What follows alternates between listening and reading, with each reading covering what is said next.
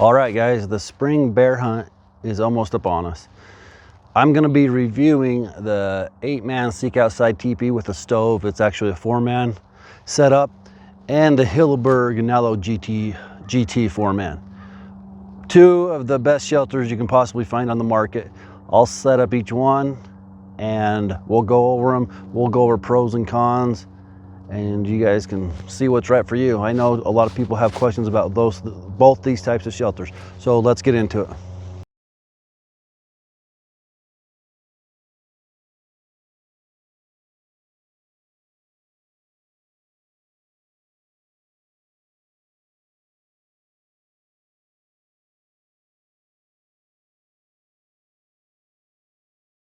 Okay, that setup took about 7-8 minutes.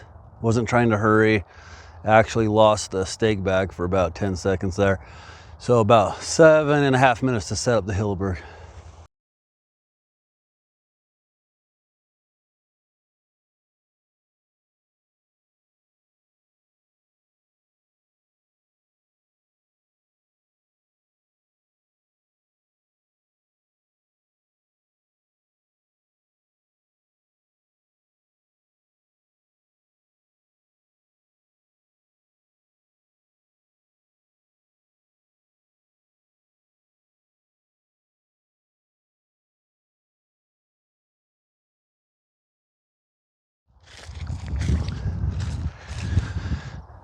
All right, that one took about 16-17 minutes, about 16.5 minutes.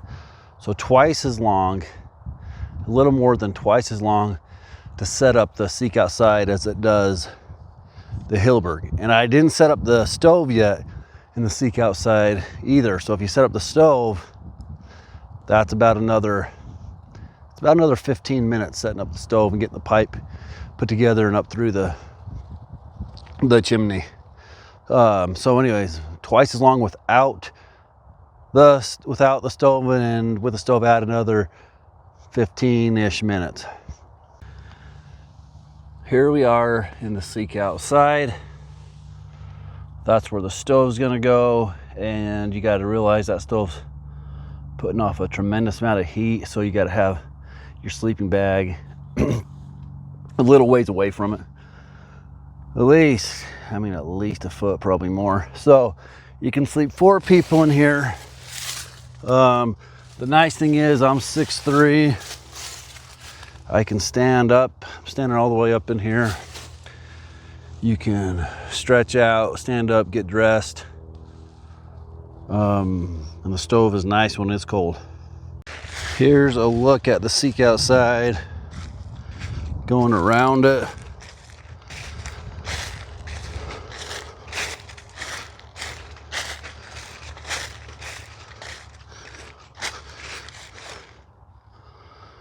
There it is. Here is the 4-man Nalo GT from Hilleberg. So one thing I like about this is the vestibule is huge. We've actually had our kids and we've slept 4 in there, and then slept like 3 kids out in the vestibule. It's huge. But anyways, I love this for just throwing your gear in here and having it separated from the sleeping area. It's a double-lined tent, as you can see, which eliminates all condensation. The Seek Outside over there also, I have liners added to it. It does not come with those, makes it a touch heavier. But anyways, this is the inside. I mean, you can sit up in here all the way. You know, you can stretch out. So here I am sitting up. You know, you can sit up, get your shoes on, you can sprawl out a little bit. So here it is, the Hilleberg 4-man Nalo GT. Here is the outside of the Nalo GT 4-man from Hilleberg.